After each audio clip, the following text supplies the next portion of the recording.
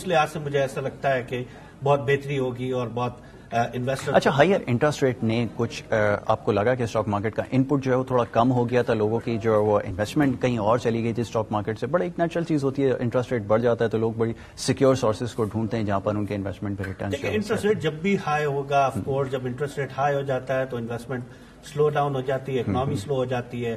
جو انڈسٹری لگانے کے لیے جا رہے ہوتے ہیں، جب ان کو 20% کے اوپر لون ملے گا تو وہ کیا انڈسٹریز لگائیں گے کہ 15-20% وہ بینک کو پہلے دیں، اس کے بعد کیا کمائیں گے؟ تو اس کا مطلب ہے کہ گروتھ سلو ڈاؤن ہوتی جائے گی، انمپلائمنٹ انکریز ہوتی چلی جائے گی. تو of course higher interest rate جو ہے وہ برا ہے، مگر جو سچویشن پاکستان کی ہے اس میں ایون ہائر انٹرسٹ ریٹ کے اوپر بھی کیپٹل مارکیٹ کو پھر بھی بوسٹ ملنا چاہیے، کیونکہ اور کوئی ایونیوز اس وقت ہے نہیں انویسٹمنٹ کے.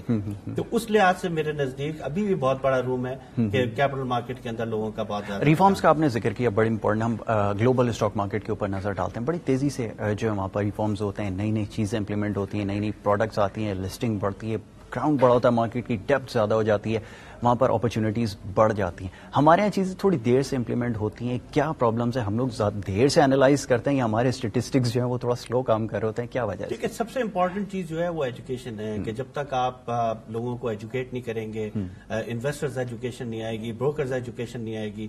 دنیا میں آپ کہیں بھی چلے جائیں تو کوئی بھی ایسا ملک نہیں ہے جہاں پہ اسٹاک بروکر کے لیے لائسنس نہ ہو یا کموڈٹی بروکر کے لیے لائسنس نہ ہو. میرے خیال سے پاکستان کچھ ہی ملکوں میں ہوگا جن کے پاس لائسنس نہیں ہے. تو اگر آپ کے پاس لائسنس نہیں ہے اس مین کہ آپ کے پاس وہ ایجوکیشن نہیں، مائٹ بھی آپ کا ایکسپیرینس بہت زیادہ ہو، مگر ایک ریگولیٹری باڈی کا بہت امپورٹنٹ ہوتا ہے کہ وہ سب سے پہلے لیگلائز بروکرز اور ایجنٹس کو انٹروڈیوس کرے جن کو بیسک انفارمیشن مارکیٹ کے بارے میں پوری پتا ہو اور وہ انویسٹرز کو سیکیور کر سکیں. ابھی کوئی بھی آدمی آ جائے اور انویسٹر کو لے آ اور ٹریڈ کر سکتا ہے، اور وہ میرے نزدیک دیٹس اے فائنینشیل کلنگ. اچھا، نمبر آف انڈیویجولس کتنے میٹر کرتے ہیں؟ کیونکہ ہم پاکستان کے علاوہ جہاں پر بھی دیکھتے ہیں نا تو وہاں پر ہر ایج گروپ کا جو شخص ہوتا ہے وہ اسٹاک مارکیٹ کے اندر انویسٹ کر رہا ہوتا ہے، لیکن ہم پاکستان میں دیکھتے ہیں ایک خاص ایج گروپ کے لوگ ہوتے ہیں جو سینئر سٹیزن تو آفٹر آل کرتے ہیں، ان کی تو کچھ سیونگ کے پوائنٹ آف ویو سے کرتے ہیں، لیکن انویسٹمنٹ کے پوائنٹ آف ویو سے بھی بڑا ہمیں لمیٹڈ ایریا ایک نظر آتا ہے، ایج گروپ کے لوگ خاص نظر آتے ہیں.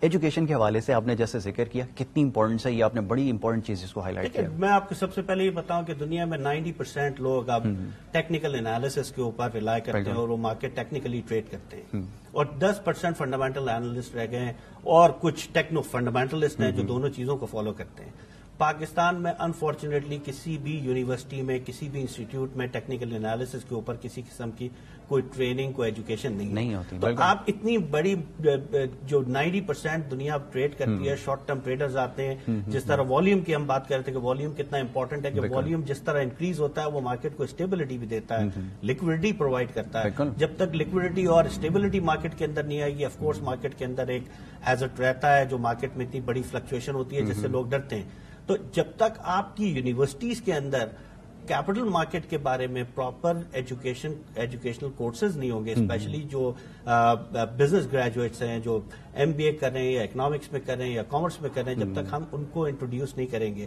وہ ایک نیا پڑھا لکھا بلڈ پورا ہمیں چاہیے جو پوری چیزوں کو چینج کرے.